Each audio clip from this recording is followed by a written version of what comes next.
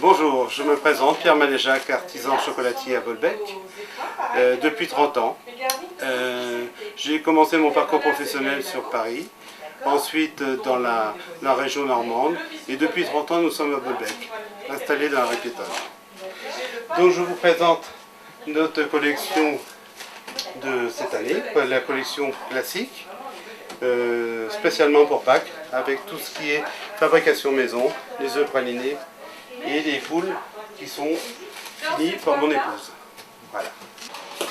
Alors avant d'utiliser le chocolat, j'ai déjà fondu mon chocolat à plus de 50 degrés.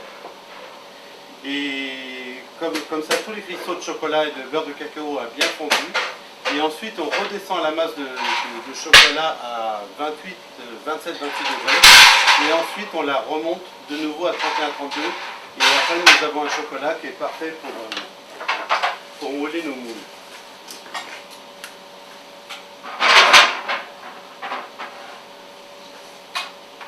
Voilà.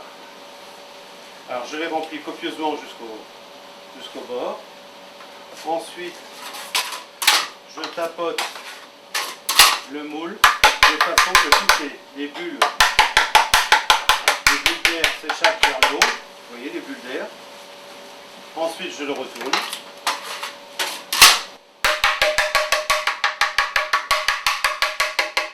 Ça fait un petit peu de bruit toute la journée comme ça. Mais...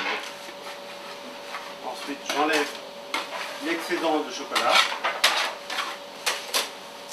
Et je le retourne sur une feuille en coin visible, de façon que il commence à cristalliser, qu'il durcisse. Et je fais cette action-là 2 fois, de façon d'avoir une épaisseur de chocolat assez dure pour pouvoir le démouler facilement.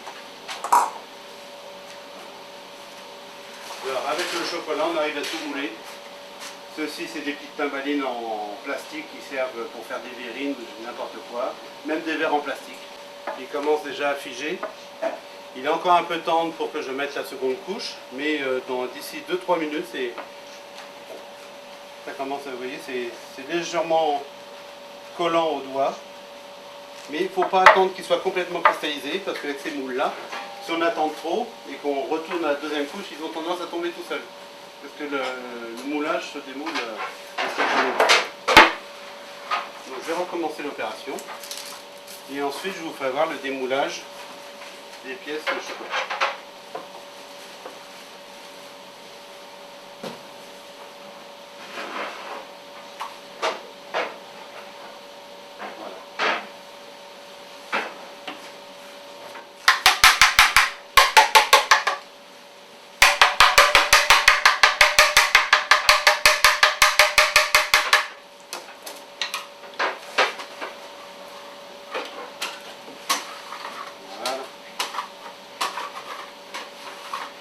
Et là, je suis sûr que j'ai la bonne épaisseur pour faire un démoulage facile et que le moulage ne casse pas.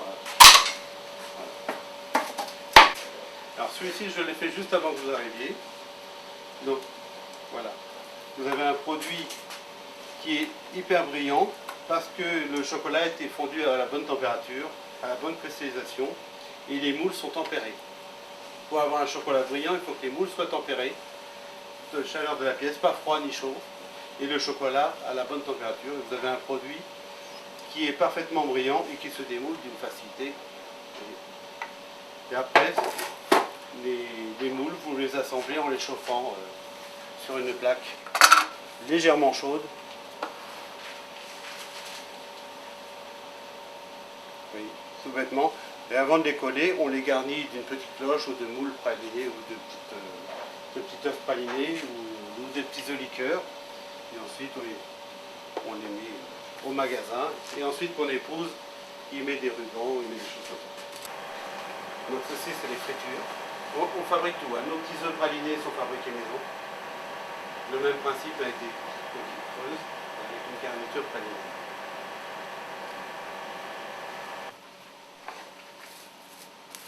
Alors, on va mettre un petit peu de chocolat. Avec le film alimentaire, on arrive à faire des choses extraordinaires. J'étale un petit peu de chocolat à point sur mon film alimentaire. Voilà. Pas plus parce que l'œuf n'est pas très grand.